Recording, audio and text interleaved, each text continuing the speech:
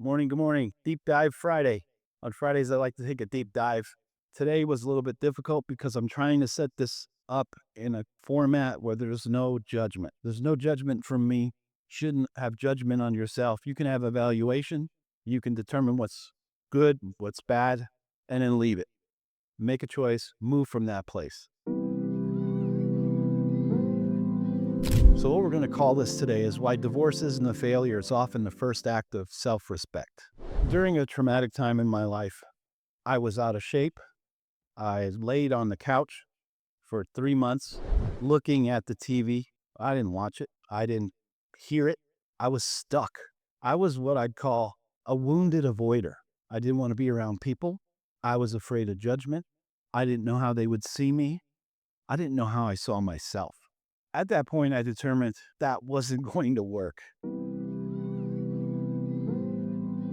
Every year, I do a thing called cast a vision. December, I sit down in the most comfortable place I can find and I cast a vision for the next year. Where do I want to be? Who do I want to be? And how do I get myself closer to that? What does it look like and what does it feel like?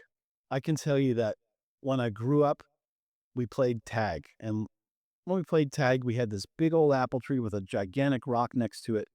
And we had the opportunity to put your foot on it and to be free from being tagged. You couldn't be it. They touch you all you want, couldn't be it because your foot was on the base. So what I created is simple, is I just decided I would walk on a treadmill for 40 minutes every day, no matter where I was, no matter what I was doing. Pretty lofty to go from not doing anything to 365 days, not missing a day. I tell you, at the end of that 365 days, I was 40 pounds lighter. That 40 minutes a day gave me time to meditate on what I was doing, where I was putting my time, because where you put your time, that's the object that's going to grow. The old Native American adage, there's a black wolf and there's a white wolf. And the question was, which one will grow? The answer is the one you feed. So I'm going to acknowledge that there's pain, without a doubt, but plant the seed of possibility. Understand that it's not failure. It's an opportunity to learn. It's an opportunity to be someone else and whole. Society frames divorce as a failure. Right here, right now in this video, we're going to frame it as a learning opportunity of how we communicate, a learning opportunity of how we communicate to ourselves, what we say to ourselves, and call out some of these mindset traps people in unhealthy relationships have. I'll give you an example. When you're not getting along with somebody and you walk through the kitchen and someone's in the kitchen already, have you ever walked with your back to that person and not made eye contact? You know it in your gut there's something wrong. I call those cold pricklies. And you're acting from that cold prickly. You're forgetting what it is that you're trying to accomplish. You want the warm fuzzy, a touch, a hello, eye contact. Difficult, granted, hard, but it moves you in a direction that you want to go. So choosing how to live can be a form of self-respect. Choosing to leave can be a form of self-respect, where you set a boundary and you say, I'm just not going to allow that in my life anymore. In my life, I have a saying, and that saying is, my life is by invite only. I had a conversation with a good friend of mine, and we were talking about vibration, how some people can come in a room and be high vibration people, The Rock, right? He comes in a room, he's high vibration. He lifts people up, and some people shy from that.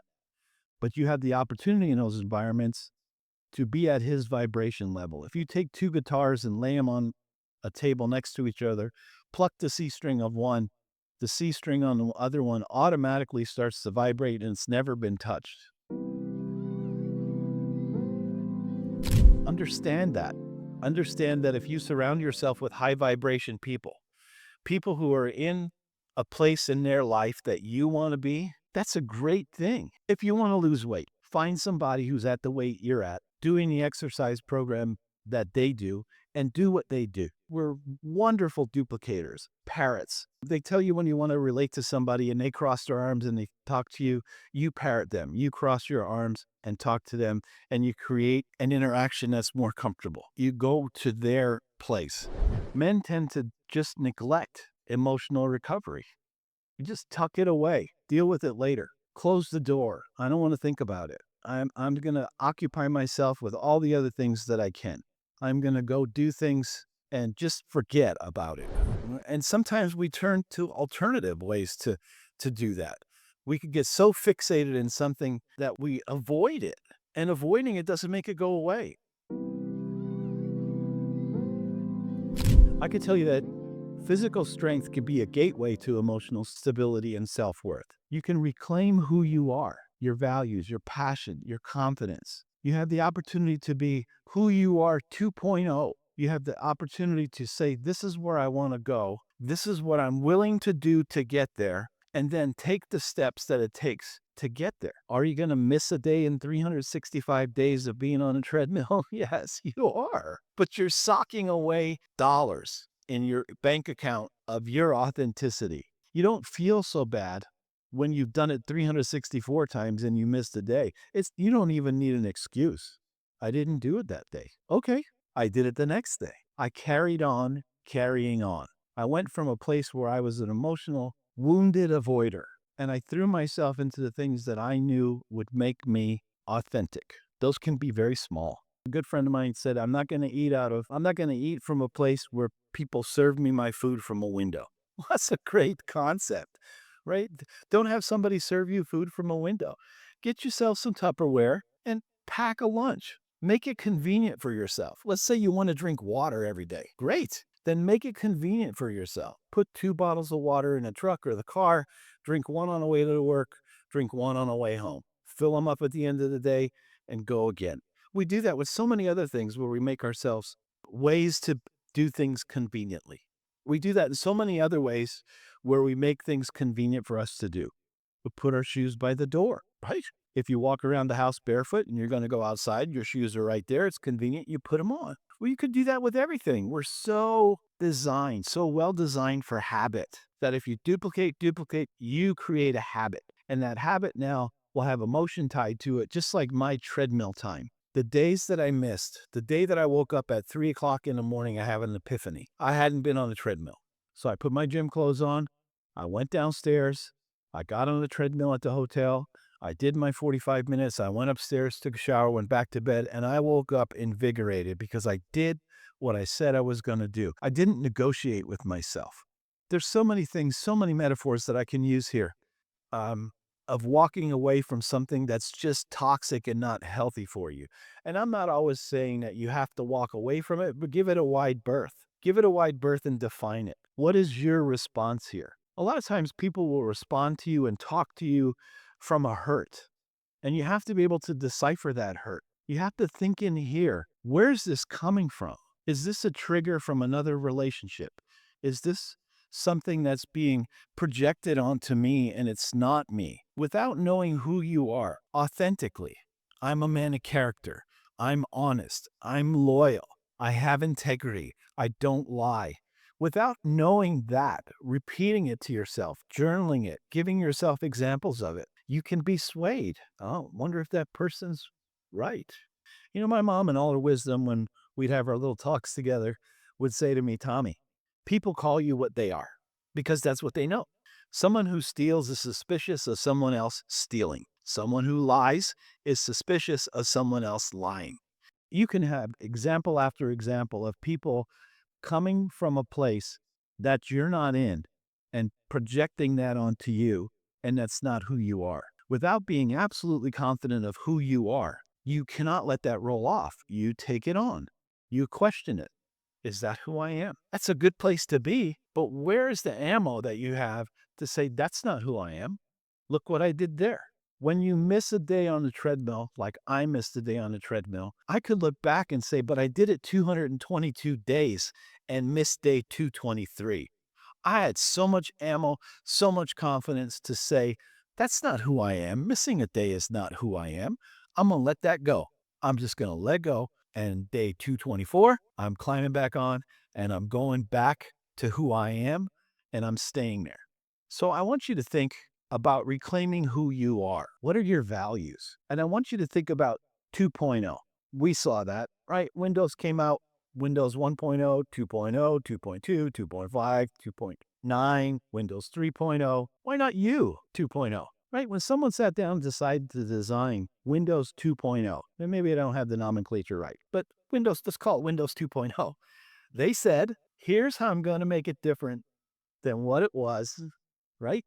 This is what I want it to look like. These are the changes that I will make, and I will try to get to Windows 2.0 to execute the things that I want to have happen. That's a great analogy. I think do those things that gets you to who you are 2.0. How are you different? Do you stop buying things from a window, having someone feed you from a window in your car, and instead prepare your meals so that you eat healthy? Do you keep your weight under control and have an exercise regime so that you can live longer? Well, we're going to make all these changes. We're going to get healthy. We're going to kick butt. We're going to be authentic. We're going to be loyal, trustworthy, honest. Let's live a long life. Do some research. How should I be when I want to eat something? What should I eat? You can find thousands and thousands of programs. Go to Google and look up an eating program. Pick one. Make your own. Find what you like. Will there be a day where you go to a wedding and you can't find a thing to eat that's not on your plan? Oh, yeah. Will you be at a barbecue with a bunch of friends? Yeah. Okay. But what about 2.0 you? What choice do you make on those days when you're alone? Right? My trigger was Rush Limbaugh. I don't know if all of you know who he is. I would hear Rush Limbaugh and I wanted to pull into a Burger King. And I wouldn't just get one number, I'd get two numbers because the show was pretty long. I don't want to eat the whole time that he was talking. So whatever your trigger is, I don't know what it is. Maybe it's driving down the road and you smell fried chicken. Okay. Maybe you smell Chipotle. Okay. But who are you and what is the boundary you have? What is the system that you have in place? My system is I don't eat after 8 o'clock. I don't specifically say I'm going to fast from 8 o'clock to 6 o'clock in the morning. That wasn't the intention. The intention was just to stop eating at 8 o'clock until I got up in the morning and had my cup of coffee and had my breakfast. Turns out there's lots of programs out there that talk about fasting. Do I fast for 72 hours? No. Do I fast for 48? No. Might I try it? Maybe. But I'm going to put things in my system, my group of thoughts, the things that I want to do to achieve my goal. Thomas 2.0. Who's Thomas 2.0? And maybe there's a Thomas 3.0. Maybe when I get to Thomas 2.0, I look at Thomas 2.0 and say, "Phew, I failed here. I didn't listen with curiosity. I wasn't available to somebody and I totally misread what they needed from their emotions." When someone says something to you, sometimes it's from an emotional point in their life. They have a feeling about something that you might be unaware of. I'm going to ask you to listen with curiosity and ask questions. I was an overthinker. Don't have this dialogue going on in your head because that person's not there. You're guessing what they're going to say. You're guessing what they're going to do. And when you see them, you're going to treat them like they were part of that conversation and they were not there. That's what's being projected onto you when they come from an emotional point and they want to know something about you. They're going to make statements and it's going to be up to you to determine where did this come from? And you ask questions. Explain it to me. Help me understand you. Old adage, message sent, message received. That's communication. Message sent, message received. You make sure they match. Do you understand what I'm trying to say to you? You can use little tools like repeating what somebody says back to you. Don't give up. Don't give up on things that you think are important in your life. If this makes sense to you, reclaiming who you are, writing down your values, your passions, what your confidence level is, what your self-esteem level is, where you want to be, how you see yourself, then do it. Give yourself the respect you deserve. You've lived a great life to this point. Are there glitches? Yes. Are there potholes on highways? Yes. Do things happen? Of course. Let's go back to the beginning and understand that there's two people with free wills, having the opportunity to make decisions what's best for their life. Sometimes they don't meld. It's okay.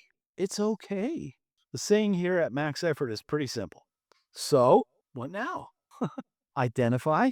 So, what now? March forward with determination. If this makes sense to you, drop me in a DM that says respect. If it shifts your perspective, gives you a chance to see things from a higher level of who you are, send me a message. I'd love to chat with you. Have a great day. Fridays are awesome. See ya.